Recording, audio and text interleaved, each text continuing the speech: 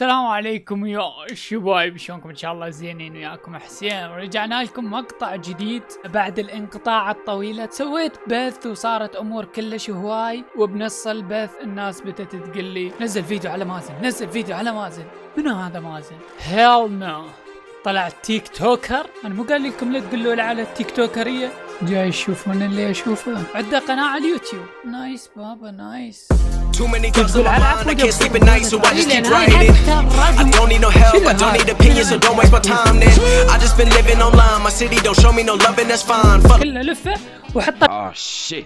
Here we go again. الناس حكيت لي هواي على اليوتيوبر هذا، يقولون عليه متنمر. نريد أن نأخذ نموذج حي على اليوتيوبر الشاذ. ما أنا أقول عليه شاذ أو حالة شاذة، دراد يقول عليه حالة شاذة على اليوتيوب. طبعا تدرون بي أحب دراد وأتابعه، ودراد يقول عليه محتوى ناجح ومحتوى حلو. له اهلا وسهلا فيك على يوتيوب. ناقصنا شخصيات حلوه. ثانيا النجاحات السريعه غريبه، ودائما بنتعلم منها دروس، فحبيت انا اتعلم منه، وعلى هالمبدا انبنيت السلسله. كل اليوتيوبرز صاروا نسخات من بعض، بس لا، شكله جاي موجه جديده يوتيوبرز شخصياتها مميزه اول مازن. هذا الراد اخويا بدأت تغريك الارقام، بس خلنا نشوف يمكن يطلع كلام دراد صح ومتابعيني غلط.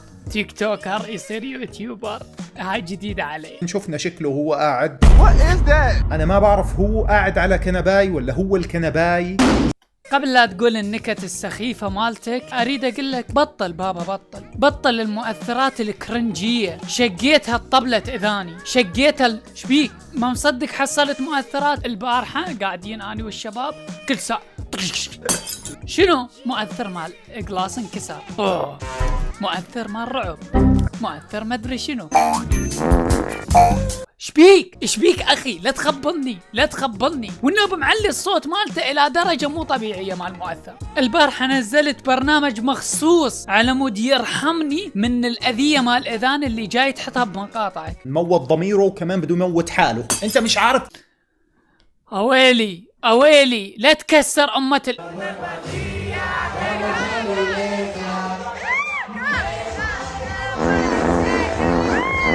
شو عم بيهز؟ نفسي اعرف شو عم بيهز. اقول لك شيء، طالونك ما متحمل، ارحم نفسك. بتعرفوا شو اللي بيضحك بالموضوع؟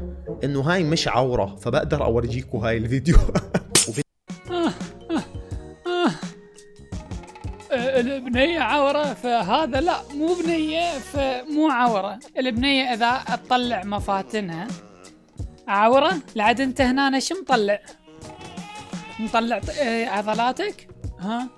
بس النسوان عندهم مفاتن. لو حاسب نفسك مثل الشخص اللي جاي تنتقده.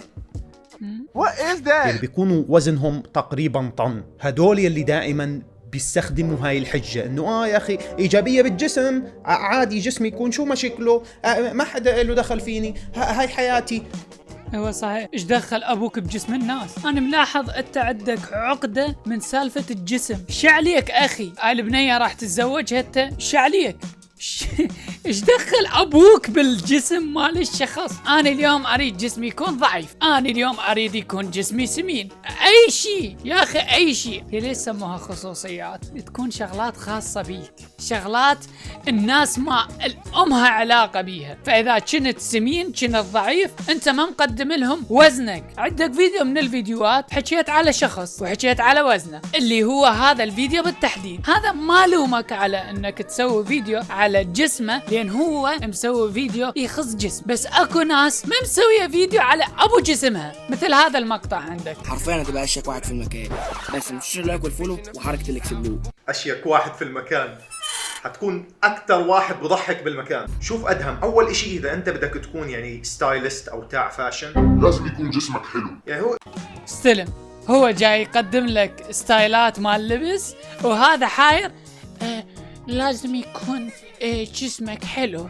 لازم يكون ضعيف. كل خريط اخي، خريط اكل كده. ما تنسوش اللايك والفولو حركه الاكسبلو. لو قميصك صغير عليك حط مطاط وزرره في مطاط بدل ما تجيب واحد جديد.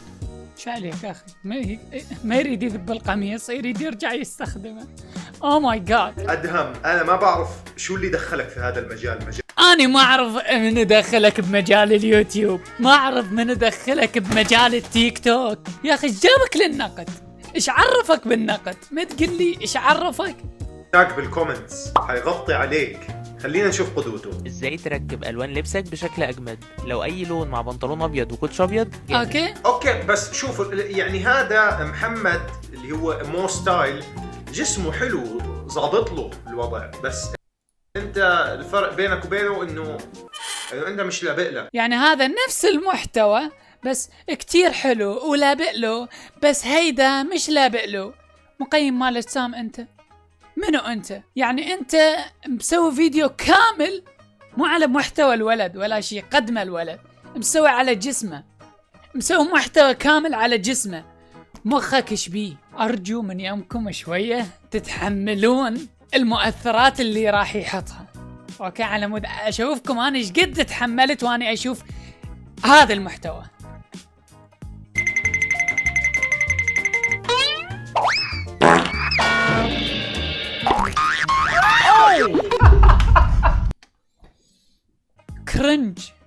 كرنج ذني كرنج ومزعجات وما يضحكن. جسم الولد ما يضحك. اكو ناس طبيعية جسمها سمين، شنو اللي يضحك؟ فهمني. لما بطلشك هزت كرشته. وين النكتة؟ ممكن اعرف النكتة اين؟ يعني فضول عندي كلش هواي، يعني واحد قمز. اوكي تحرك بطنه، شنو وين النكتة؟ حاول ما تقلدش حد، خلي عندك شخصية، اعمل اللي بيريحك عشان ما تسمعش كلام يضايقك. كلام كلش حلو من متابعينا. هو والله الصراحة سرور صح كلامك. سرور انت بنت ولا ولد؟ ولد طلع. ولد. مش اوكي لا. بين تسمع كلام بس من النسوان. يا وكح انت، يا وكح. يعني انت مبين انك بتقلد هداك مو ستايل، لا تقلده لانه ما بينفع لك، ما بينفع لك. غير، سوي ستايل جديد. يقلد مو ستايل ليش؟ لان قرر يقدم محتوى عن اللبس. انت جاي تقلد ريبر، لان ريبر ينتقد نقد خرا وانت تنتقد نقد خرا. النهارده هوريكم 3 اصدارات تحضروا بيهم اول دي.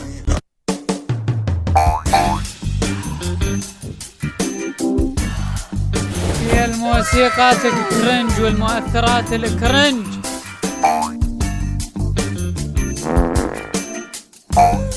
سؤال واحد، انت ايش ماكل على مود تضرط هذا الاضراط كله؟ لان ماكو واحد يعني اعرفه يسوي مونتاج هل قد يحط اضراط بالفيديو. فسؤال، هل انت جاي تضرط؟ لو يعني اول ما تجي تمنتج براسك ضرطه ولازم تحط كل دقيقه ضرطه على مود ترتاح؟ لازم تسمع ضرطه بكل مكان بكل وقت؟ لازم على كل فيديو تحط ضرطه؟ حاط هنا ضرطه، حاط بمخك بمخك جاي يتورط.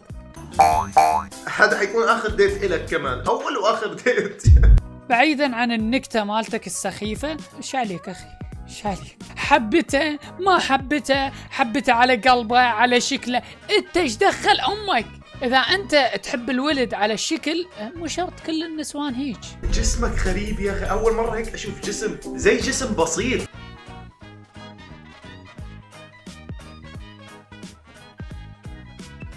انت تدري واني ادري وكل الناس تدري ماكو شيء غريب بجسمه. واحد سمين، واحد ضعيف، واحد وسط، ماكو شيء غريب بهاي الامور. هذه بالبشر كلها. يعني خلى نروح، هاي حلاوة الخريطة اذا تريد تاكل شوية. مثل ما تشوف هاي الاجسام الطبيعية للبشر، اكو اللي هو نحيف كلش، اللي بعده اكو السمين كلش، اكو الوسط. هاي هذا البشر. ترى انت شنو فضائي؟ جيتنا من زحل ما تدري؟ والله هذا شوية سمين غريب كلش غريب. لا تتفلسف اخي، لا تتفلسف. اروح لها باول ديت لابس دي بين كرشتي كلها شوفي كرشتي.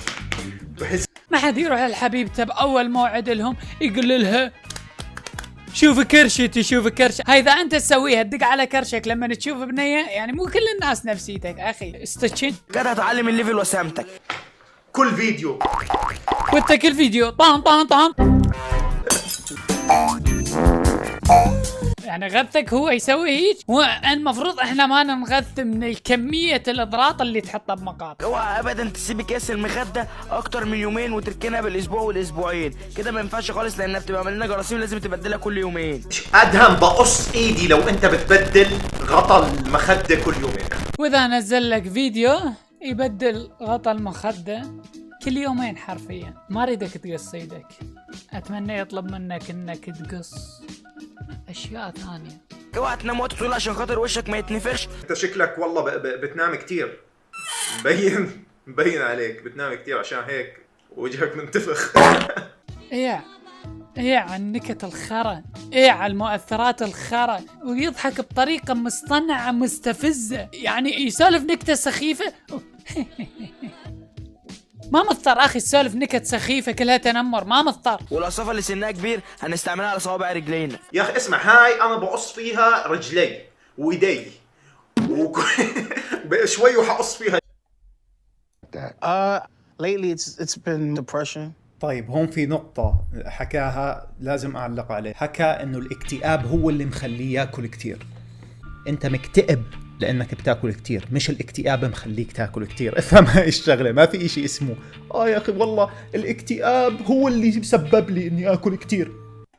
علي شاكر، اريد مثل ما تشوفون هنا أنا اسال شات جي بي تي، نشوف نستكشف. لان ذيك المره جبت مقاله دكتور وواحد قال لي هذا الدكتور انت دافع له. شبيك اخي شبيك؟ خلنا نسأله، هل الاكتئاب يساعد على زياده الوزن؟ نعم، يمكن أن يؤدي الاكتئاب إلى زيادة الوزن لدى بعض الأشخاص. هناك عدد من الأسباب محتمل ارتباط الاكتئاب بزيادة الوزن، إليك بعض الأمور منها التي يمكن أن تساهم في ذلك. أول شيء يصير عندك تغير بالشهية. ثاني شيء لما تكتئب بعد تقوم ما تسوي نشاطات رياضية، اللي تاكله ما يحترق مثل ما تسوي رياضة، فيزيدهم زيادة بالوزن. ثالثا يقول لك الناس اللي عندها اكتئاب تاكل أطعمة بها سعرات حرارية عالية، وهذا هم يزيد بالوزن.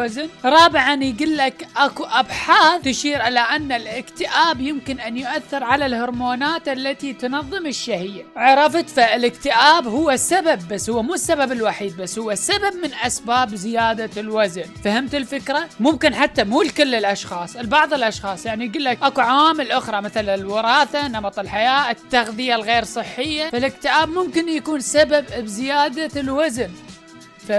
ماكو شيء اسمه الاكتئاب يؤدي الى الوزن. لا يا فيلسوف زمانك، لا يا دكتور التغذية والقناة، اني اكل كتير.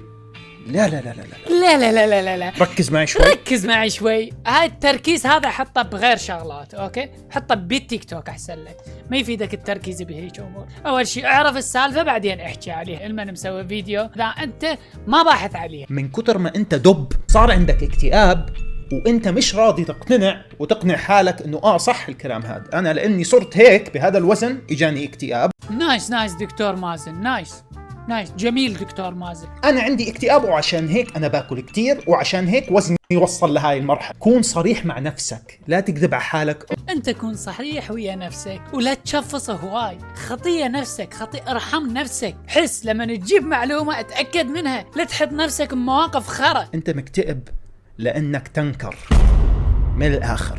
طبعا السوالف هذه مالتك مال تقول على الناس تنكر، تقول على الناس دوب، تقول على الناس حوت، فقمة، بغل، خنزير، فيل. هذا الانتقاد اللي يسميه انتقاد. يعني هسه لما اجي انتقدك المفروض اقول عليك هذه الالفاظ؟ بغل، خنزير، على مود اخليك تغير؟ هذا النقد مالتك. يعني انت ما عندك مشكلة بكل تصرفاته، عندك مشكلة انه هو سمين. مازن حبيب قلبي الغالي ابو حسين، اريد اقول لك شغلة. انت الظاهر بالتيك توك وما تعرف شنو قوانين اليوتيوب، ما تعرف شنو اليوتيوب ممكن يسوي. هذني كلهن مقاطعك الكرنجية السخيفة ما التنمر، هذني كلهن ينشلفن واسأل غيرك. يعني مو تعرف ايش قد محتواك مخالف وممكن قناتك هيك تطير من اليوتيوب. مو بسببي اليوتيوب هيك، دائما يقولون بسببك حسين طارت قناتي. لا، بسببك انت طارت قناتك. ليش؟ لان محتوى يجرد الافراد او المجموعات من الصفات الانسانية ويصفهم سلالة اقل من البشر او مقارنتهم بالحيوانات او الحشرات او الافات او الامراض او اي كيان اخر غير بشري. بغل، خنزير. هذا ممنوع يطير مقطعك. وانت ما شاء الله كومة من مقاطعك هيك دائما توصف الناس على انهم خنازير، الناس على انه حيوانات، ذاك تسميه دنكر، واحد تسميه دب، واحد كل مرة واحد تسميه شكل وتوصفه انه هو اقل شأن لان والله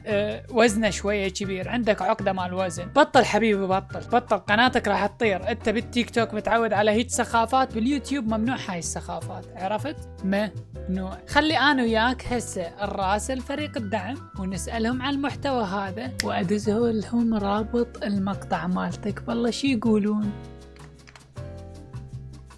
أنا ليش جاي أسوي هذا الشيء؟ لأن جاي أنتقد ناس هواي وأقول لهم يابا هذا مخالف لسياسة المحتوى، يابا هذا ما يصير أنت تسوي هيك، ما يصير لا تتعنصر، ما يصير لا تتنمر، ما يصير هيك تسوي، وهم منطلقين دايسين ولكن. فأريد أثبت لهم ترى اليوتيوب ما يقبل بهاي الأمور، فراسلتها هسه اليوتيوب ما طول فد شيء يحط على الكراهية لازم يسوون شيء. أوكي شباب تواصلت ويا اليوتيوب واليوتيوب أخذوا القضية واستلموها حاليا وراح يراجعونها، وقلت لهم اني انشئ محتوى هم خاص بالناس اللي تتنمر والناس اللي تتعنصر والناس اللي هيك نوعيه، فقالوا لي اي محتوى تشوفه بيه تنمر او عنصريه وما ادري شنو تعال قل لنا. وشبابنا اليوتيوبريه العنشوقيين اليوتيوبريه العاوين، اسوأ شيء صار لكم حاليا انها انا رجعت لليوتيوب، راح اشتغلكم واحد واحد. حتى الناس اللي انتقدتهم قبل مثل عبد الله الربيعي، ريبر، علي شاكر، كل واحد انتقدته محتوى بعنصرية، تنمر، إهانة، مدري شنو،